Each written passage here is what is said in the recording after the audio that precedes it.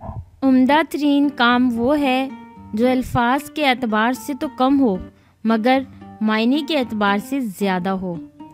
تمہاری اصل ہستی تمہاری سوچ ہے، باقی تو صرف ہڈیاں اور خالی گوشت ہے۔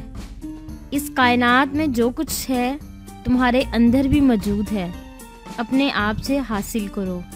پیچھے مڑ کے مت دیکھو، کوئی نہیں جانتا کہ دنیا کیسے شروع ہوئی۔ مستقبل کے بارے میں نہ ڈرو، کچھ بھی باقی رہنے والا نہیں ہے۔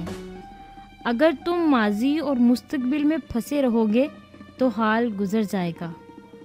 جاہل صاحب منصب جو درندگی کرتا ہے وہ 100 درندے بھی نہیں کر سکتے۔ رات کو سونے کے بعد قیدی قید خانے کی تکلیف سے اور بادشاہ اپنی سلطنت اور دولت کے احساس سے بے خبر ہو جاتے ہیں۔ جہاں بھی پانی دیکھو وہاں سبزہ ہوگا، اسی طرح جہاں آنسو ہوتے ہیں وہیں رحمت ہوتی ہے۔ عدل کیا ہے؟ درختوں کو پانی دینا۔ ظلم کیا ہے؟ کانٹوں کی پرورش کرنا۔